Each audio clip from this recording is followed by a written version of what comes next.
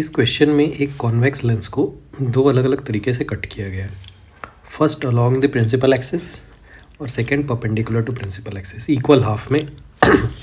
तो आपसे पूछा गया है कि इसके एक एक पार्ट्स का, ये F1 ये 1 पार्ट है, ये सेकंड है, ये थर्ड है, ये फोर्थ है। तो 1 और 3 के फोकल लेंथ का मतलब इसके एक पार्ट का और इसके एक पार्ट का आपसे फोकल लेंथ पूछा गया। नाउ अगर आपको रिज़ल्ट पहले से पता है तो ये वैल्यू होती है f और यहाँ हो जाती है 2f। नहीं पता है तो दो तरीके से आप समझ सकते हो।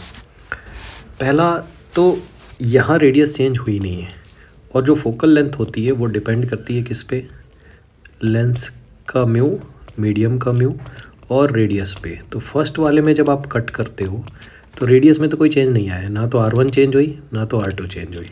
तो इसका मतलब इस केस में फोकल लेंथ रहता है सेम। तो ये f और f हो गया। इस केस में 2f क्यों हो जाता है? सपोज़ इनिशियल केस में, पहले केस में क्या हो रहा है वो देखना थोड़ा ध्यान से। मैं एक्सप्लेन कर रहा हूँ, अदरवाइज़ यहाँ से तो आप, अगर आपको ये चीज़ पता है तो आंसर डायरेक्टली पता है आपको।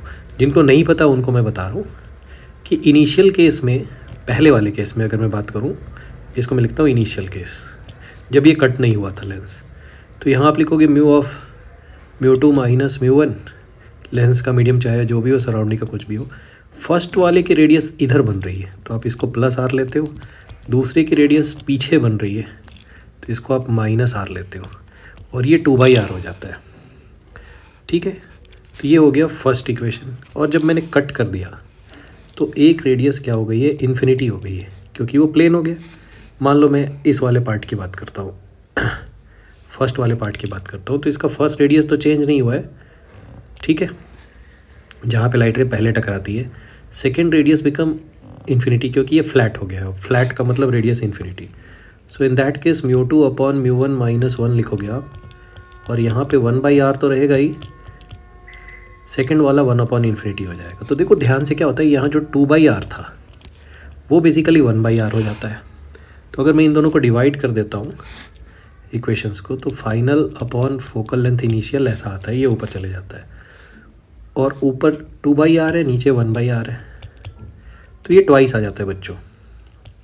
फोकल लेंथ सेकेंड केस में डबल हो जाती है। मतलब इस वाले केस में दोनों पार्ट का 2f है तो इन दोनों का रेशियो आएगा f upon 2f which is 1/2। दूसरा तरीका, एक तो डायरेक्ट रिजल्ट याद कर दिया, दूसरा यहाँ से डेराइव कर दिया। तीसरा तरीका क्या हो सकता है वो भी देखो आप, अगर आपको फास्ट करना है और डायरेक्ट रिजल्ट आपको याद नहीं होते हैं तो। भाई अगर आपने इस लेंस को कट कर दिया तो इसकी फोकस करने की कैपेसिटी कम हो गई। कैपेसिटी कम हो गई मतलब इसका पावर क्या हो गया, कम हो गया। ठीक है, तो अगर आप पावर देखोगी तो इसकी हाफ हो गई। अगर पावर हाफ हो जाती है, अगर पावर होती है हाफ, तो फोकल लेंथ होता है डबल। फोकल लेंथ क्या होता है बोलो, डबल। तो आप ऐसे भी याद कर सकते हो।